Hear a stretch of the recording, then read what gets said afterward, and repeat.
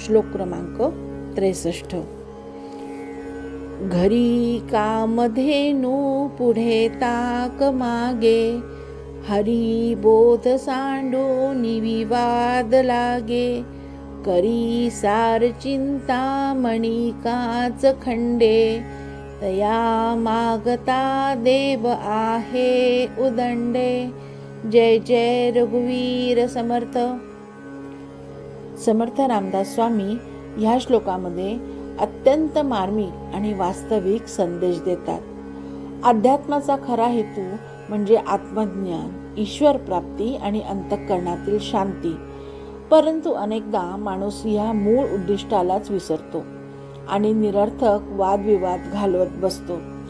संप्रदाय, मतभेद आणि पांडित्याच्या चर्चामध्ये स्वतःला अडकवून घेतो. अशा प्रवृत्तीवर समर्थांनी ह्या श्लोकातून कठोर पण प्रेमळ प्रहार केला आहे. या श्लोकात निस्संदेह झालेल्या सिद्ध पुरुषाला वादविवाद न करण्याचा उपदेश समर्थांनी केला आहे. ज्याला आत्मसाक्षात्कार झालेला आहे, ज्याचे सर्व संशय निवळले आहेत, त्याने सत्याचा प्रत्यक्ष अनुभव घेतला आहे, त्याला कोणाशी वाद घालण्याची आवश्यकताच उरत नाही. कारण अनुभवाने मिळालेली सत्य सिद्ध करण्याची शब्दांची गरज नसते. स्थिर बुद्धी झालेले पुरुषाने जर वादानेच अवलंब केले तर त्याचा आध्यात्मिक मोठेपणा कमी होतो. हेच समर्थांनी अतिशय सुंदरपणे उपमेद्वारे स्पष्ट केलेले आहे. घरी कामधेनू पुढे ताक मागे. कामधेनू ही इच्छित वस्तू देणारी दिव्य गाय मानली जाते. ज्याच्या द्वारामध्ये कामधेनू उभी आहे त्याला दूध, दही, तूप, लोणी सर्व काही सहज मिळू शकते.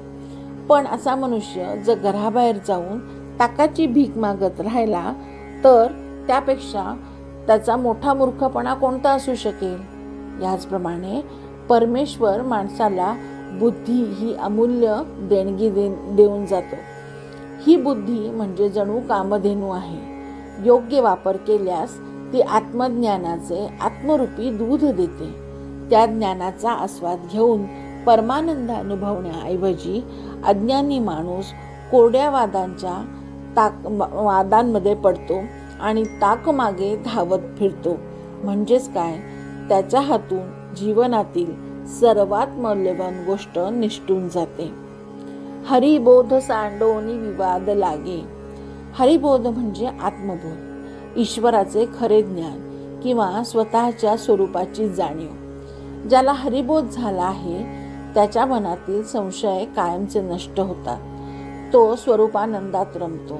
त्याच्यासाठी कोणता संप्रदाय श्रेष्ठ, कोणता संप्रदाय कमी असा नसतो. त्याचे मत ह्यामध्ये अडकून पडत नाही. त्याच्यासाठी हा प्रश्न अतिशय गौण ठरतो.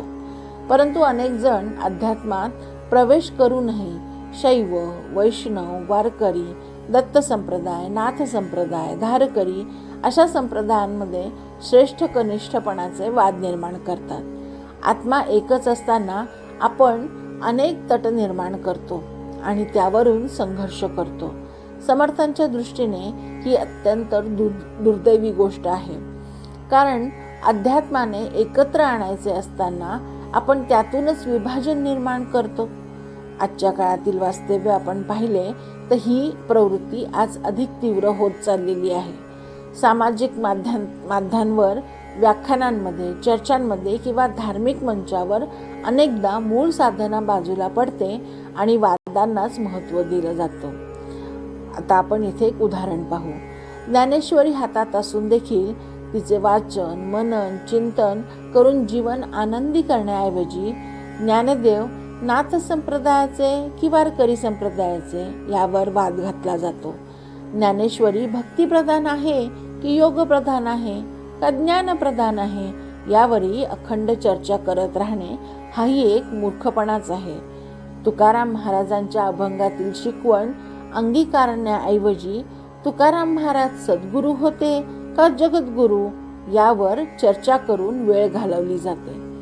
शंकराचार्य कोणत्या परंपरेचे होते? श्रेष्ठ कोण आहे?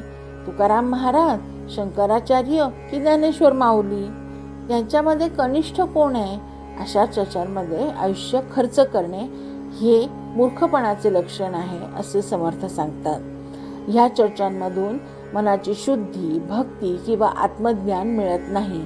उलट अहंकार वाढतो, मतभेद वाढतात आणि साधना मागे पडते.